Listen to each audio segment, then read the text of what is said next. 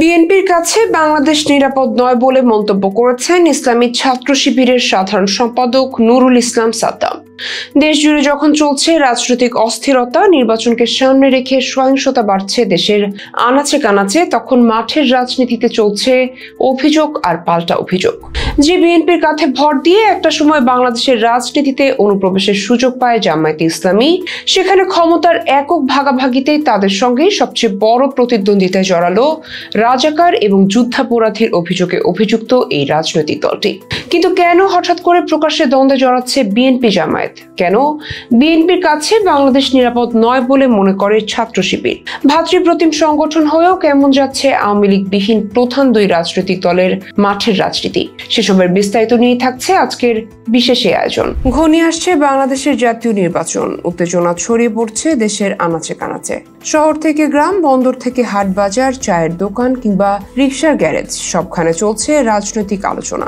আসছে ফেব্রুয়ারিতে বাংলাদেশের ইতিহাসের সর্বশ্রেষ্ঠ নির্বাচন দেওয়ার ঘোষণা দিয়েছেন অন্তর্বর্তীকালীন সরকার। তবে ধীরে ধীরে যেভাবে অস্থির হয়ে উঠেছে দেশের আইন শৃঙ্খলা পরিস্থিতি, তাতে নির্বাচন পর্যন্ত ঠিক কেমন থাকবে নিরাপত্তা পরিস্থিতি তা নিয়ে শঙ্কা প্রকাশ করছেন রাজনৈতিক বিশ্লেষকরা। ইউরোপীয় ইউনিয়ন থেকে শুরু করে তুরস্ক কিংবা পাকিস্তানের সঙ্গে নির্বাচন বিষয়ক আলোচনা যেমন চলছে, তেমনি দেশীয় রাজনৈতিক দলগুলোর সঙ্গেও আলোচনা চালিয়ে যাচ্ছে সরকার। তবে সাম্প্রতিক সময়ে প্রধান দুই রাজনৈতিক দল হিসেবে জামাত এবং বিএনপি যেভাবে প্রকাশ্যে দ্বন্দ্বে লিপ্ত হয়েছে, তাতে বড় ধরনের সংকটের ইঙ্গিত পাওয়া যাচ্ছে বলে মনে করেন অনেকে। বিশেষ করে জাতীয় নির্বাচনের সময় নির্বাচনী এলাকাগুলোতে সহিংসতা বাড়তে পারে বলে জানিয়েছেন কেউ কেউ।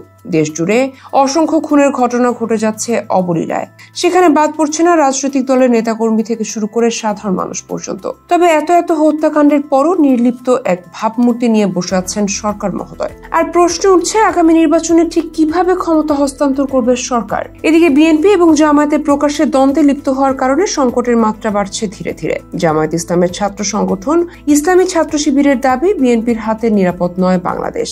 অর্থাৎ বিগত শাসনামলে বিএনপি যেভাবে দুর্নীতিবাজ আর অর্থ পাচারকারীর দল হিসেবে প্রমাণিত হয়েছে, তাতে বাংলাদেশের মানুষ বিএনপিকে আর ক্ষমতায় দেখতে চায় না বলে দাবি শিবির সেক্রেটারি নুরুল ইসলাম সাদ্দামের। এছাড়াও ইসলামী ছাত্র শিবিরের কেন্দ্রীয় সেক্রেটারি জেনারেলের দাবি, অর্থ দিয়ে এখন আর ভোট কেনা যাবে না। বিএনপি যে পরিমাণ চাঁদাবাজি করেছে সেই টাকা দিয়ে ভোট কেনার চেষ্টা করবে। বিএনপির কাছে বাংলাদেশ এখন আর নিরাপদ না। গত 15 নভেম্বর সকালে মেহেরপুর জেলা ছাত্র শিবিরের আয়োজনের সুধী সমাবেশে প্রধান অতিথির বক্তব্যে তিনি এসব কথা বলেন। নুরুল ইসলাম সাদ্দামের মতে, বিএনপি 1000-2000 কোটি টাকা চাঁদাবাজি করবে আর 100 কোটি টাকা জনগণের মাঝে বিলাবে।